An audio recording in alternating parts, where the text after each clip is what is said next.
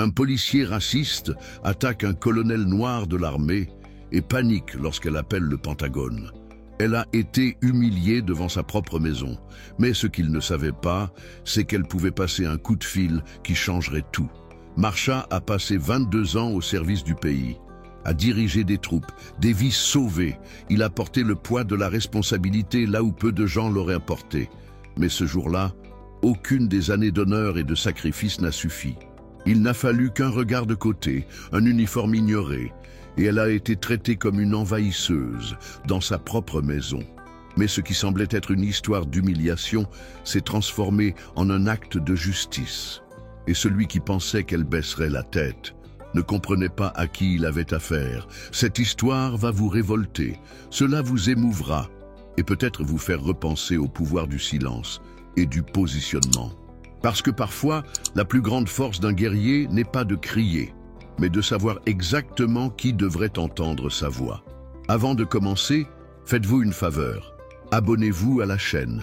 Il y a beaucoup de gens qui suivent ces histoires, s'émouvront, commenteront, mais oublieront de s'abonner. Et ici, chaque histoire est une clé qui peut ouvrir les yeux de ceux qui en ont besoin. Cliquez ensuite ici. Maintenant, respirez profondément, parce que cette histoire va vous émouvoir. Marsha d'Alverne avait 48 ans et avait une présence qui ne passait pas inaperçue. Non pas par vanité ni par force, mais par un calme qui semblait venir d'un autre temps. Le genre de calme que seul quelqu'un qui a été confronté à des explosions en Afghanistan peut maintenir tout en emballant des cartons de déménagement dans une banlieue américaine. Un café solitaire refroidissant sur le rebord du porche. Elle avait servi 22 ans dans les forces armées des États-Unis. Il est passé du grade de cadet à celui de colonel. Elle a reçu des médailles, a dirigé des hommes qu'il appelait « Madame » avec la même détermination avec laquelle ils affrontaient les tirs croisés. Mais ce jour-là, à 8h23 du matin, par un mardi chaud, sa plus grande préoccupation était de retrouver les livres d'histoire qu'il avait mis de côté avec tant de soin. Je voulais qu'ils soient les premiers à entrer. Une maison sans livres n'est qu'un bâtiment vide, a déclaré sa mère. Et Marsha était fatiguée des bâtiments vides. Elle avait garé sa voiture officielle, un modèle gouvernemental discret, devant la nouvelle résidence. Une maison simple à 2 étages, avec une façade beige et un jardin récemment taillé. Il portait son uniforme complet par habitude, par fierté, peut-être par protection. Le pantalon parfaitement repassé, le nom brodé sur la poitrine, les médailles en place. Alors qu'il tenait une lourde boîte en équilibre entre sa hanche et son coude, il entendit des pas lents derrière lui. Mais ce n'étaient pas des démarches de curiosité. Ils étaient prudents, comme quelqu'un qui s'approche de quelque chose de dangereux. Elle se retourna lentement, anticipant déjà le genre de regard qui allait suivre. Et il n'a pas raté son coup. Les yeux du policier étaient plissés, ses sourcils froncés et sa main était trop proche de son arme. « C'est ta voiture ?» Il a demandé. Il n'y avait aucune salutation, aucun ton cordial, juste le poids d'un doute qui venait déjà avec un jugement intégré. Mars a maintenu la posture. Il prit une profonde inspiration, posa soigneusement la boîte sur le sol et tendit sa carte d'identité militaire. Colonel d'Alverne, retraité des forces armées des États-Unis. J'ai emménagé hier. Tout est en ordre. L'homme regarda le badge comme s'il analysait un morceau de papier. Il n'a pas répondu immédiatement. Il fit un pas de côté, regarda à l'intérieur de la voiture, puis vers la maison. Son front se fronça encore plus, comme si quelque chose n'allait pas dans sa tête. Et en effet, ça ne convenait pas. Pour lui, une femme noire, seule, déchargeant des livres dans un quartier de la classe moyenne supérieure, était un terme impropre. Marsha connaissait ce genre de silence. Ce n'était pas le silence du doute. C'était celui du refus. Son regard ne demandait pas « Qui es-tu ?» mais plutôt « Qu'est-ce que tu fais ici ?» On nous a appelés. Ils disent que quelqu'un de suspect rôde autour de la maison, dit-il finalement. La voix était basse mais dure. Marsha cligna lentement des yeux, essayant de comprendre l'absurdité. « Je suis la maîtresse de maison », répondit-elle fermement.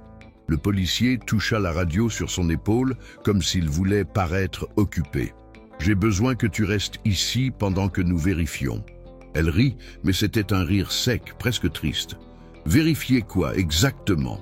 Mais il ne répondit plus. Il fixait le badge, comme s'il cherchait une faille, un défaut, n'importe quoi qui pourrait justifier sa méfiance. Mais il n'y en avait pas. Aucun. Ce n'est pas une amende, ce n'est pas un problème en suspens, ce n'est pas une raison. Marsha était là avec tous les papiers à jour. Mais ce qui n'était pas à la mode, c'était son regard. Elle essayait de rester calme, comme on le lui avait appris toute sa vie. Mais à l'intérieur, je sentais une vieille douleur brûler lentement. C'était cette douleur silencieuse que seuls ceux qui ont été discrédités parce qu'ils étaient différents connaissent. Ce n'était pas la première fois, mais c'était comme si c'était douloureux. Elle se souvenait de la première fois où un soldat débutant avait refusé d'obéir à son ordre. Je me souviens de l'expression surprise sur le visage des diplomates lorsqu'ils ont vu que le colonel envoyé était elle. Et maintenant, de retour dans son pays, dans une rue où personne ne la connaissait, il y avait à nouveau l'épreuve qui ne finissait jamais. Mars s'est redressé. « Si tu veux, je peux appeler le commandant de la base d'où je viens. Il pourra tout confirmer. » Le policier hésita une seconde. C'était une de ces secondes qui pèsent des siècles. Mais ensuite il a dit « Reste où tu es ». Et elle s'est rendue compte que ce n'était pas une demande, c'était un ordre. Les cartons sur le sol, le portail ouvert, la bouilloire toujours dans la boîte à ustensiles, tout semblait paralysé, sans le jugement. Les voisins ont commencé à partir, d'abord discrètement à travers les fenêtres, puis, comme quelqu'un qui s'approche d'une scène de film, ils ont commencé à apparaître sur les trottoirs. Personne n'a rien dit, personne ne s'est approché. Ils ont juste regardé. Certains ont croisé les bras, d'autres chuchotaient. Il y a même eu des gens qui l'ont enregistré. Marsha regarda autour d'elle et vit qu'à ce moment-là, elle n'était pas une nouvelle voisine. C'était une affaire, un événement. Et ce qui a fait le plus mal, c'est que personne ne semblait soupçonner que le policier pouvait être en faute. Il était plus facile de douter de la femme noire en uniforme que de remettre en question l'homme blanc portant l'insigne. Elle sentait ses yeux brûler, mais elle ne laissait pas les larmes couler, pas devant eux, pas comme ça. Marsha s'éloigna lentement de la voiture, les mains visibles, sans aucun mouvement brusque. Non pas que j'avais tort, mais parce qu'il savait, mieux que quiconque, ce qui peut arriver lorsqu'un policier a déjà décidé que vous êtes une menace. À l'intérieur, je ressentais un mélange de colère, de honte et de tristesse qui ne pouvait être décrit avec des mots. J'étais en uniforme, médaillé, identifié, mais il fallait quand même prouver qu'il n'était pas un danger.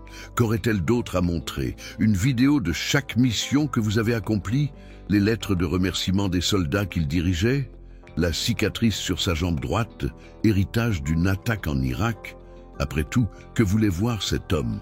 Marsha regarda le ciel et pensa à sa mère. « Garde la tête haute, ma fille, même lorsque le sol veut te tirer vers le bas. » Sa radio crépitait. Le véhicule de renfort est en route. Marsha ferma les yeux. Le renfort. 2 véhicules. Peut-être plus d'armes. Pourquoi? Pour une femme avec une boîte de livres à la main? Elle a pris son téléphone portable. Ses mouvements étaient lents. Il a appelé. Il a tapé un code que seuls quelques-uns connaissent. C'était le numéro direct du Bureau des Relations Institutionnelles du Pentagone. Lorsqu'elle a répondu, elle a été directe. Nom, numéro d'enregistrement, code de vérification, statut. En 2 minutes, quelqu'un de plus haut placé était déjà au courant de ce qui se passait. Et quand la voix grave à l'autre bout du fil m'a demandé « Êtes-vous en sécurité ?» Marsha a failli s'étouffer. Je ne savais plus comment répondre. L'appel s'est terminé par une courte phrase. « Restez où vous êtes. Finissons-en maintenant. » Moins de 5 minutes se sont écoulées avant que la radio de l'officier ne crépite à nouveau. Cette fois avec une voix qu'il ne s'attendait pas à entendre. C'était le commandant de la base la plus proche, parlant avec suffisamment d'autorité pour glacer le sang de n'importe qui. « Officier, ici le général Matheson. Le colonel d'Alverne est en réserve et sous juridiction fédérale. Veuillez vous retirer immédiatement. » Le visage du policier est devenu pâle. Il répondit d'un air hésitant. « Compris, monsieur. » Mais Marsha le sentait bien. Il ne voulait pas encore reculer, pas pour la sécurité, mais pour l'ego. La voix à la radio a dû répéter « Cet incident est en cours d'examen.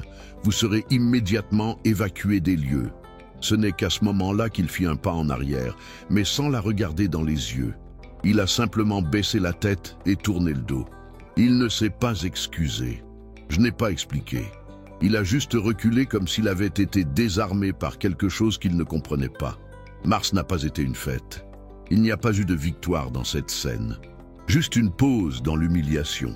Elle reprit ses cartons comme si de rien n'était, mais ses mains tremblaient. Je sentais que les voisins regardaient toujours, maintenant avec une expression différente. L'inconfort, blâmé.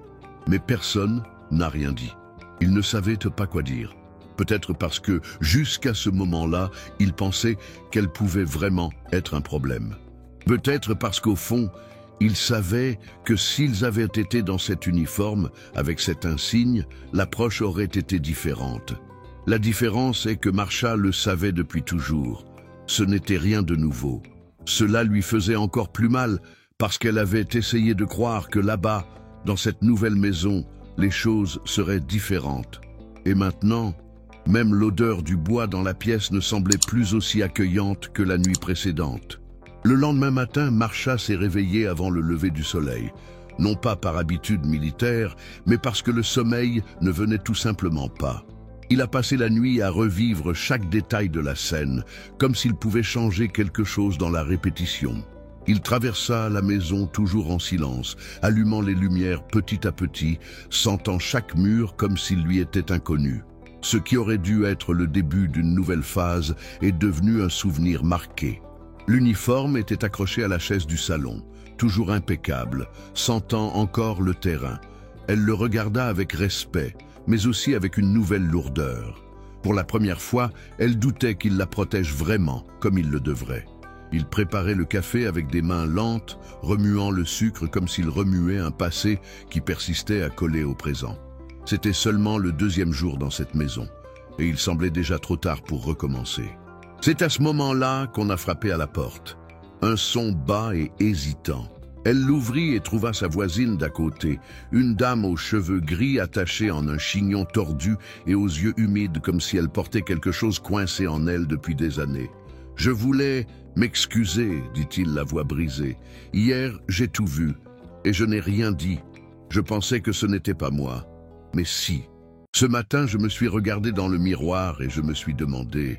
Qu'est-ce qui m'a empêché d'ouvrir la bouche? Marsha n'a pas répondu immédiatement. Il se tenait simplement là, écoutant, laissant le poids de ses mots trouver sa place. D'autres portes ont commencé à s'ouvrir. Les voisins sont arrivés un par un, certains avec des mots, d'autres simplement avec des regards et des gestes. Personne n'était directement responsable. Mais chacun, d'une manière ou d'une autre, avait contribué au silence. Marsha n'était pas du genre à s'ouvrir facilement, mais ce jour-là, il a senti qu'il devait montrer aux gens plus que son uniforme. Il a invité le voisin à entrer. Il a servi du café. Ils étaient assis à la table de la cuisine, parmi des cartons encore fermés et des rideaux de fortune. Elle nous a raconté un peu sa vie, ses nuits blanches dans les zones de guerre, ses collègues perdus, ses lettres écrites aux mères de soldats jamais revenus. La voisine écoutait en silence, parfois avec des larmes aux yeux. Nous pensons que le monde est divisé entre le bien et le mal. Mais parfois, il est divisé entre ceux qui voient et ceux qui choisissent de ne pas voir, a déclaré Marsha d'une voix calme. Et là, ce matin-là où tout lui faisait encore mal, commença un processus auquel elle ne s'attendait pas, celui d'occuper ce lieu non seulement comme résidente, mais comme présence vivante. En tant que symbole. Dans les jours qui ont suivi, les voisins ont commencé à l'accueillir avec plus que de simples signes de la main. Ils se sont rapprochés. Ils lui ont demandé si elle avait besoin d'aide pour déménager. Quelqu'un a livré des fleurs, un autre outil proposé. Les enfants ont commencé à jouer devant la maison. Ce n'était pas exactement des réparations, mais c'était un début. Marsha savait qu'une bonne partie de cela venait du malaise que tout le monde ressentait lorsqu'il se voyait complice de ce qui s'était passé. Mais il y avait aussi quelque chose de plus subtil, le respect. Un respect qui ne venait pas du rang, de l'uniforme ou de la peur d'une enquête fédérale. Cela venait du courage tranquille avec lequel elle affrontait l'absurde. Mars n'a pas crié, il n'a pas attaqué, il n'a pas mendié. Elle gardait simplement la tête haute, comme sa mère le disait toujours, même lorsque tout autour d'elle semblait vouloir qu'elle s'incline. La semaine suivante, Marsha a été invité à prendre la parole lors d'une réunion de l'association de quartier. Au début, il était réticent. Il ne voulait pas donner l'impression qu'il était là pour donner des leçons à qui que ce soit, et encore moins pour jouer la victime. Mais il a compris que c'était une opportunité de transformer l'inconfort en apprentissage.